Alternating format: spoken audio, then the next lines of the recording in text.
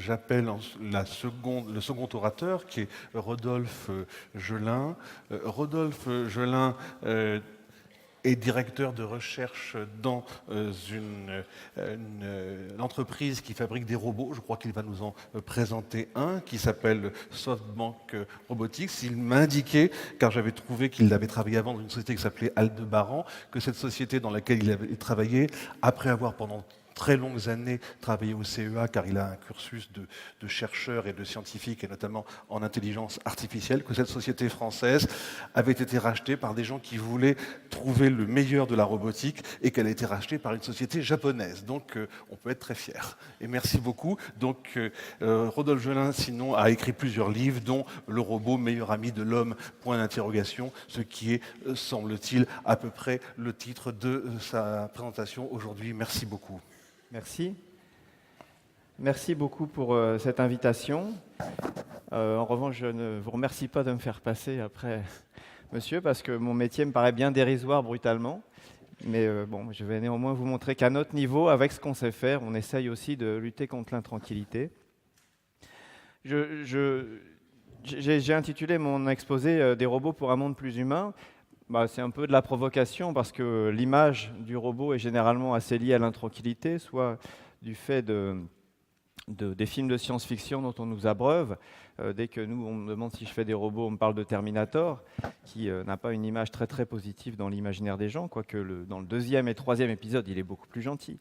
Et puis il y a aussi tous les risques liés au monde du travail et au chômage, qui est associé assez rapidement à la robotique. Ça aussi, ce sont des idées. L'automatisation en général, c'est vrai, va supprimer pas mal d'emplois, mais va en créer d'autres aussi. Et voilà, pour vous citer un petit chiffre qui est absolument à prendre avec des pincettes, c'est généralement dans les pays où il y a le plus de robots qu'il y a le moins de chômage.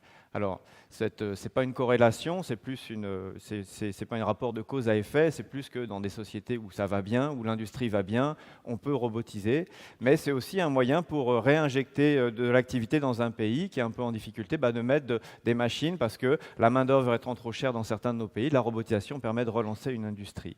Voilà, donc ça, c'est pas tellement le propos de mon exposé. Nous, ce qui nous intéresse chez SoftBank Robotics, sont de faire des robots qui sont au plus près des humains. Les robots dans les usines sont des robots qui sont tenus à l'écart des humains, principalement pour des raisons de sécurité. Ce sont des robots qui sont très très rapides, très très puissants, et en plus qui manipulent des produits comme des peintures, qui font de la soudure, qui sont assez dangereux pour l'homme. Donc l'homme n'a aucune raison d'être au contact avec ces robots dits industriels. Notre positionnement à nous, c'est de faire des robots qui seront au plus proche des êtres humains, des robots compagnons. Et pour ça, l'apparence que nous avons donnée à nos robots, que vous pouvez voir ici, est extrêmement importante. Alors on sait bien que tout n'est pas dans le paraître, que ce qui compte, c'est ce qu'il y a à l'intérieur des gens, c'est vrai. Mais néanmoins, quand vous dites à quelqu'un que vous allez travailler pour lui pour des robots, notamment aux personnes âgées, les premiers contacts qu'on avait eus avec elles étaient de nous dire un robot, mais ça fait peur, mais voilà, et on se rapproche de l'univers, de l'appareillage médical qui va être. Donc si vous leur montrez un robot en revanche comme Nao qui a une bonne tête, c'est ce que je vous relaterai tout à l'heure, l'acceptabilité est tout de suite beaucoup plus grande. Et donc cette apparence, donc non seulement dans l'apparence physique, mais aussi dans le comportement, dans la façon dont vous allez vous entretenir avec le robot, vous allez échanger avec lui, tout ça va apaiser la relation et apporter de la tranquillité. Donc cette tranquillité, on va la trouver dans la relation, mais aussi après dans les usages que nous estimons que nous voulons avoir pour ces robots. Donc aujourd'hui, on a trois robots. Donc le petit Nao, qui est notre plus ancien collaborateur. La société a été créée en 2005. En 2006, un premier prototype de Nao a été présenté. Et en 2007, on a commencé à le vendre. Donc ça a été très, très, très rapide. Ça a vraiment été une surprise pour la communauté scientifique de voir qu'une entreprise privée pouvait se lancer dans la fabrication de robots humanoïdes qui étaient jusque-là vus comme des prototypes de recherche uniquement dédiés à des énormes laboratoires. Donc c'est un premier défi qui a été relevé avec succès. Et depuis 2007, où on commercialise ce robot, il y a à peu près 10 000 Nao comme celui-là. Donc c'est vraiment un produit de grande série, à notre échelle, à l'échelle des roboticiens, qui a vu le jour. Son usage, je vais vous en parler, ça a été principalement la recherche. Alors l'idée du fondateur d'Aldébaran à l'époque, c'était de mettre ça chez les domiciles au domicile de chacun. Bon, on s'est aperçu que d'une part, ces robots étaient un petit peu chers, et puis en plus, ils ne savaient pas faire grand-chose. Quand vous avez vécu toute votre vie avec l'imaginaire de la guerre des étoiles, de Terminator, vous vous attendez, alors pas forcément de façon très très rassurée, mais à ce que le robot sache faire plein de choses. Et notre robot, vous allez voir, il est bien sympathique, mais il est encore très loin de tout ce qu'on imagine, de tout ce qu'il y a dans l'imaginaire des gens. La robotique, c'est intéressant, c'est une des rares technologies où l'imaginaire des gens est très en avance sur ce que la technologie peut fournir. En général, vous êtes surpris par la technologie, par tout ce que peut faire votre téléphone. Par le robot, vous êtes toujours déçu parce que ah ouais, mais à la télé, ils font des trucs super. Et nous, les premiers, on monte des vidéos où les robots font des trucs extraordinaires, mais voilà, c'est dans des conditions très très particulières. Bon, donc l'accès au grand public n'a pas été facile avec ce robot Nao. Mais on a continué à travailler, et puis on a d'abord développé le robot Roméo, qui est une plateforme de recherche, notamment pour l'aide aux personnes âgées. Donc un robot plus grand, plus adapté à vivre dans un environnement comme le nôtre, monter des petites marches, manipuler des objets. Mais néanmoins, ce prototype étant très très cher, il nous était difficile aussi d'envisager une commercialisation grand public. Et ce passage au grand public nous demandait un investissement assez énorme. Et c'est là que nous avons eu la chance de croiser SoftBank, qui est une très très grosse société japonaise de téléphonie et qui, comme ça a été rappelé, a cherché tout autour du monde un champion de la robotique. Et alors que les Japonais sont prétendument les meilleurs du monde en robotique, c'est une petite boîte française qui sont venus acheter. Et nous avons pour eux développé le robot Pepper. Donc ce robot Pepper, aujourd'hui, il a été utilisé principalement, à l'origine, il était conçu pour accueillir des gens dans des magasins. Et donc vous pouvez en voir quelques-uns. Je vais vous présenter quelques applications qui ont été développées. Et ensuite, on a commencé à le mettre chez des gens, dans des familles japonaises qui sont très très férus de technologie. Là, en revanche, où les Japonais sont plus en avance que nous, c'est qu'ils sont pas regardants sur vraiment l'efficacité et l'utilité du robot. Ils aiment la technologie, ils aiment avoir un robot. Si vous regardez, il y a une japonaise assez fameuse qui emmène son Pepper partout. Alors, moi, je me promène avec Nao parce que je peux le mettre dans un sac à dos, c'est facile. Pepper, 1m20, 25 kg, c'est pas aussi facile à trimballer. Il y a une japonaise qui l'emmène partout avec elle. Elle prend le taxi avec, le métro. Alors, évidemment, c'est du boulot, mais voilà. Donc, il y a vraiment une appétence qui est bien supérieure à la nôtre. Et nous, il faudra que nos robots fassent quelques preuves de plus avant d'arriver dans nos maisons. Ici, j'ai listé quelques applications de nos robots, des applications en cours ou à venir. Donc aujourd'hui, c'est ce que je vous citais, c'est l'application dite B2B. Alors dans le monde de l'industrie, on adore les acronymes à consonance anglo-saxonne. Donc ça veut dire business to business. Donc nous, industriels, vendons des robots à d'autres industriels qui vont s'en servir pour leur usage.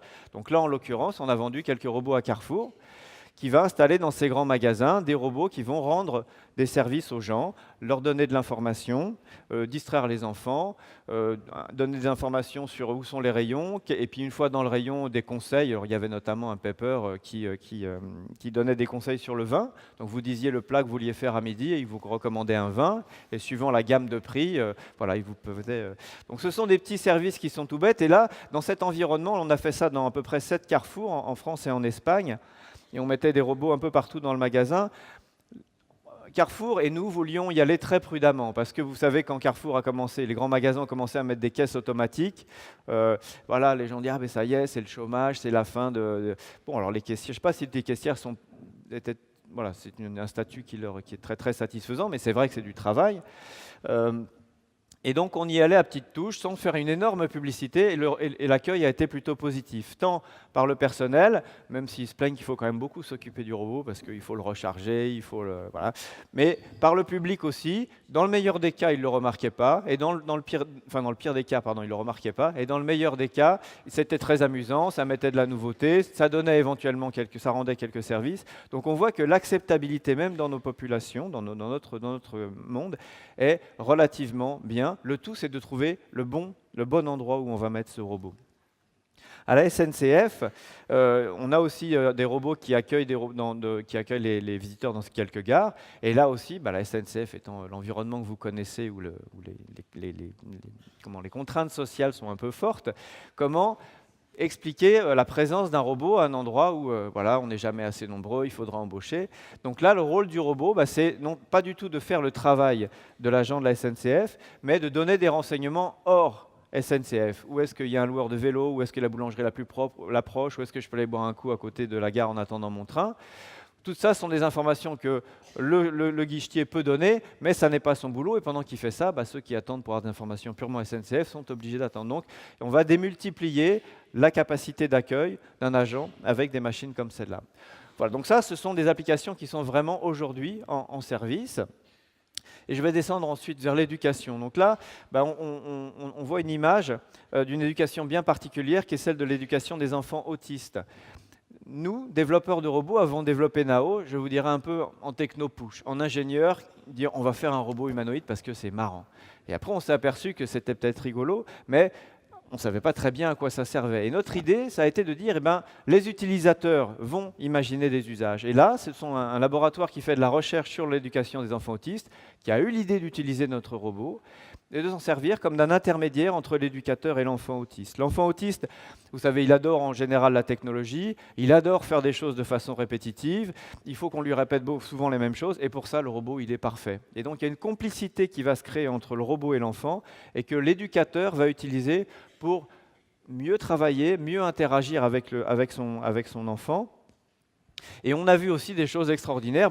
Les enfants autistes qui communiquent peu entre eux, le robot va devenir un point d'accumulation et plusieurs enfants autistes peuvent se mettre à interagir entre eux pour pouvoir jouer ou communiquer avec le robot, alors qu'avant, alors ça n'est qu'un outil, encore une fois, je ne dis pas que le robot sauve les autistes, mais c'est un outil de plus qu'on apporte à la panoplie des éducateurs.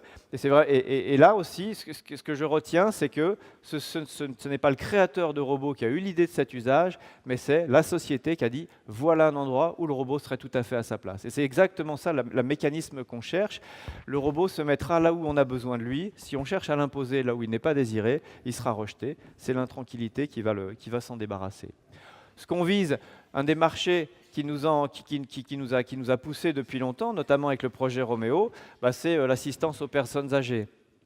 Ça aussi, c'est une tendance qui a émergé en premier au Japon, où, voyant leur vieillissement de la population, connaissant leur réticence à utiliser les ressources de l'immigration, ils se retrouvaient avec de plus en plus de personnes âgées dont il fallait s'occuper et de moins en moins de personnes aptes à travailler. Et là, comme c'est un pays très technologique, la solution, bien sûr, j'ai plus d'humains, je remplace les humains par des robots et je fabrique des robots humanoïdes. Et cette tendance à dire le robot humanoïde va s'occuper des personnes âgées est venue de là-bas et de plus en plus. Alors au début, nous regardions ça européen avec un petit peu de circonspection. En 86, on avait rencontré des Japonais qui nous avaient dit... qui nous avait dit, moi je travaillais au CEA à l'époque, comme c'était dit, on travaillait sur des robots pour intervenir dans les installations nucléaires. Et les Japonais nous ont dit, mais ça c'est idiot, parce que d'une part, il n'y aura jamais d'incident nucléaire, sûrement pas au Japon. En revanche, le vieillissement de la population, ça c'est important. Et voilà. Et puis on s'est aperçu, après quelques années, que d'une part, il n'y a pas beaucoup de robots qui s'occupent des personnes âgées au Japon, je vais vous en montrer un. Et en revanche, ils ont eu vraiment des problèmes de nucléaire, ils auraient bien eu besoin d'un robot. D'ailleurs, ils sont venus chercher des robots français. Bref, l'aide aux personnes âgées, là encore, le rôle j'en reparlerai un peu plus en détail après, c'est d'utiliser le robot pour aider la personne et notamment pour la soutenir pour qu'elle reste autonome plus longtemps. Et pour là, le critère important, c'est la sécurité. Comment une personne âgée en situation de perte d'autonomie peut rester de façon sûre chez elle, toute seule. Le robot est un des accessoires qu'on peut imaginer pour ça. Bon, puis je finirai par, bien sûr, le compagnon pour toute la famille. Alors le compagnon, dans une famille, le robot peut avoir différents rôles. C'est un copain, c'est pour jouer, ou alors c'est pour rendre des services. C'est multiple. Encore une fois, dans chaque famille, le robot qui sera accueilli, s'il est accueilli, prendra sans doute une place différente. Alors, on nous demande souvent pourquoi faire des robots humanoïdes. Alors, Je vais passer un peu vite parce que je pense que je suis déjà en train d'exploser mon temps. Voilà. Bon, bref, c'est principalement pour l'acceptabilité. Il y avait une grande recherche sur le robot humanoïde pour mieux comprendre l'humain aussi. Si on comprend comment marche l'humain, si on implante ça dans un robot, le robot, on pourra vérifier les théories. Ah, c'est le... Bon, donc je vais passer, je vais juste en profiter pour vous présenter la solution des Japonais, ce robot Paro, là, qui est le petit robot, un bébé phoque, qui est utilisé auprès de personnes très âgées pour les apaiser. Alors, en termes robotiques, c'est très très simple, ça n'est pas humanoïde du tout, c'est un peu animaloïde, et le robot va simplement être utilisé pour calmer les personnes âgées, leur apporter de la tranquillité. Quand on le caresse, il ronronne, et quand on l'oublie, il couine, et là, la personne va tourner son attention vers un objet transitionnel, on pourrait dire. Donc l'humanoïde n'est pas la seule solution de la robotique d'assistance aux personnes. Bon, je vais passer sur cette expérience-là quand on faisait... Ah oui, parce qu'en plus, il faut que je fasse ma démonstration de Nao. Donc pour vous dire que l'accueil de Nao a été plutôt bon, c'est pas, comme je l'ai dit, un objet très stigmatisant. Quand vous êtes assisté par un robot humanoïde, ça n'est pas de la même façon que quand vous avez un intubateur, un respirateur ou un fauteuil roulant. C'est beaucoup plus valorisant. Votre handicap est pris en compte d'une façon beaucoup plus valorisante. Et voilà, ici, ce sont les genres de tâches qu'on imagine pour nos robots. Première chose, assurer la sécurité de la personne.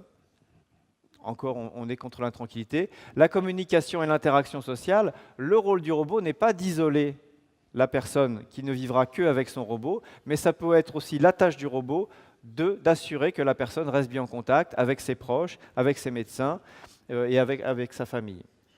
Et puis évidemment, quelques activités de la vie quotidienne. Je ne vous montrerai pas les vidéos de maquillage parce que c'est encore pas tout à fait au point, mais c'est le genre de choses sur lesquelles on essaye de travailler. Voilà, donc je conclurai cet exposé avant de faire la toute petite démo de Nao. Ces outils, c'est le tout début. Vous allez voir ce que fait Nao est très très simple. Je vais commencer à le réveiller. Et donc on a encore un petit peu de... Et c'est à nous de choisir comment on va se servir de nos robots. Présentation. J'adore parler de moi. Ah oui, ça me revient. Le robot, c'est comme un téléphone portable. Il y a des applications. On lance une application. Là, par la voix, j'ai lancé l'application présentation. Cette application va se mettre un peu de temps à se charger dans la mémoire du robot. Et après, le robot passe à l'action.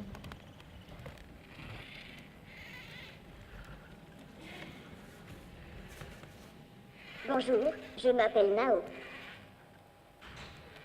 Je suis un robot humanoïde imaginé et conçu en France. Livré avec un logiciel et entièrement programmable.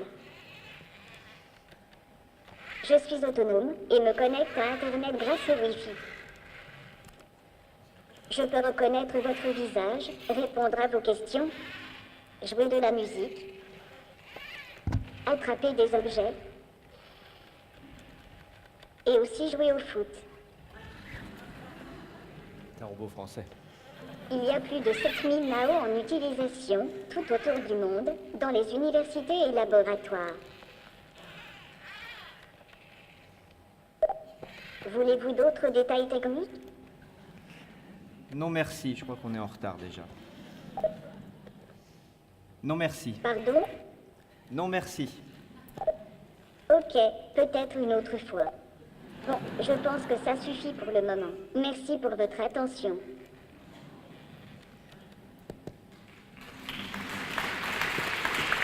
Que dois-je faire? Repose-toi.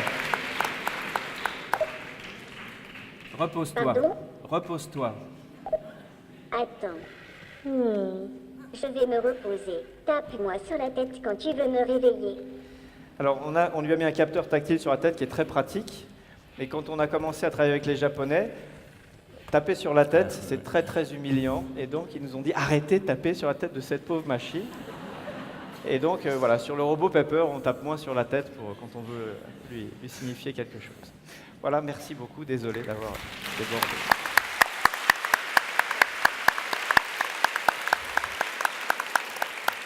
Oui, juste un mot. Effectivement, taper sur la tête pour les Japonais, ça ne va pas du tout parce que les fontanelles laissent passer l'âme. C'est sous-entendu. Hein. Donc, si vous faites ça, vous empêchez parfois des communications entre l'intérieur et l'extérieur, ce qui crée automatiquement une grande intranquillité. Je ne le ferai plus. Voilà.